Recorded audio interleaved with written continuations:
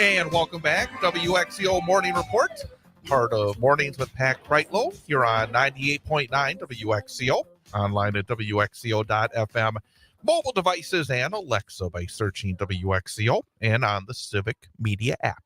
With Ian Welsh, I'm Chad Holmes.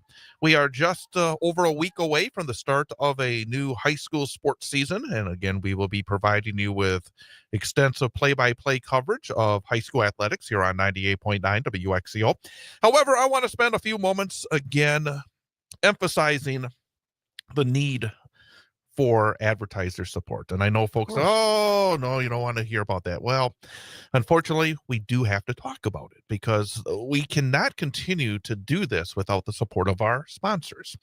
And it's actually been, again, very tough. And we understand that in this era, there's a lot of uncertainty. The economic policies change all the time when it comes to tariffs and everything else, and that leads to some uncertainty for business.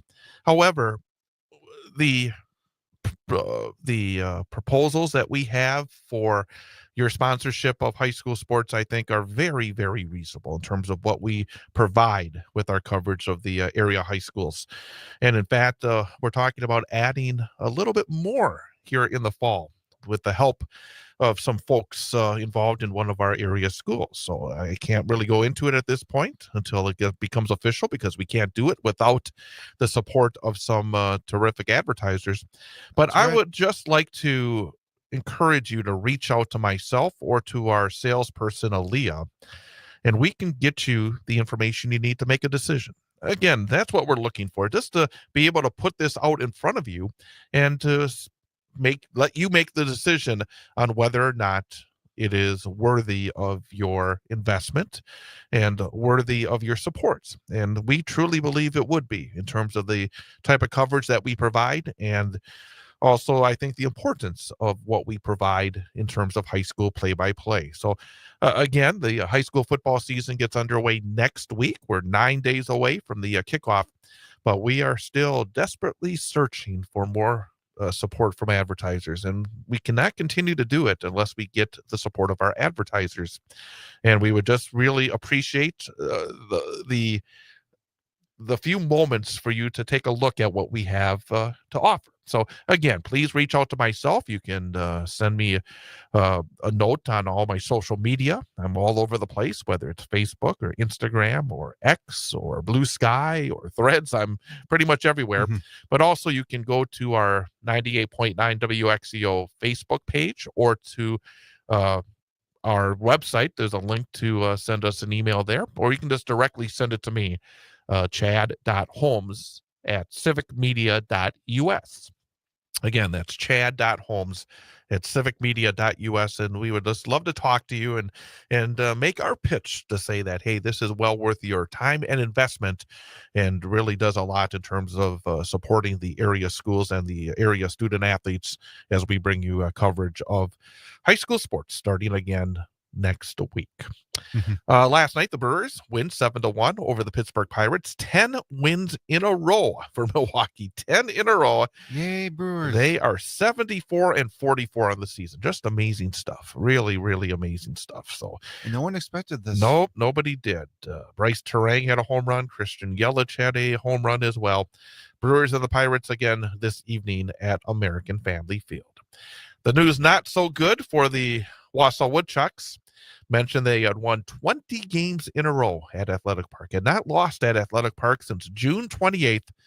Well, they lost last night, and their season came to an end. They fell to Green Bay 6-4, and they lost their first round Northwoods League playoff series 2-0.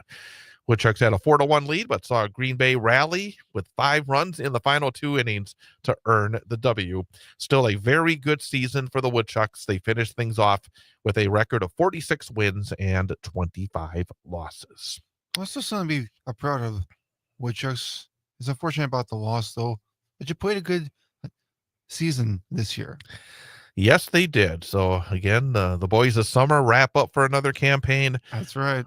Lots of fun at the old ballpark this year at Athletic Park. Yeah. All right. Well, let's finish things off as we do each weekday with our number for the day quiz. That's right. What we do is give Ian Welsh the opportunity to try to make the right choice. We give him 3 choices, 1 of which is correct, 2 of which are incorrect. So that means 1 out of 3 is right. And based on the math, 33%, anything better than 33% is a passing grade. Anything below 33% is a failing grade. But we want better than that. We want him to have more right than wrong, which would be 3 out of 5, which would be a winning week. 4 out of 5 is an A grade, and then 5 out of 5 is a gold star for the week.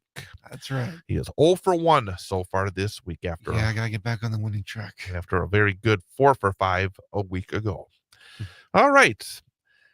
Taylor Swift has announced she has a new album coming up. She just revealed yesterday that her upcoming album will be titled The Life of a Showgirl. And she'll be talking on a podcast hosted by her boyfriend, Travis Kelce, the tight end for the Kansas City Chiefs. We'll have more details on that coming up this week. But our number for the day is, in the United States, how many albums has Taylor Swift sold in her career? How many albums is Taylor Swift? And it's basically album equivalent units, pure sales and streams. Your choices are 96.7 million, 116.7 million, 136.7 million. Album equivalent unit sales for Taylor Swift in her illustrious career. You know what? I'm going to say 116.7 million. All right. So just Taylor Swift. 11 original studio albums, 4 re-recorded albums, 5 extended plays, 4 live albums, has sold 116.7 million units. Nice. So you're 1 for 2 this week. Very good. We'll see you tomorrow. Happy Tuesday, everybody. Keep it right here on WXCO.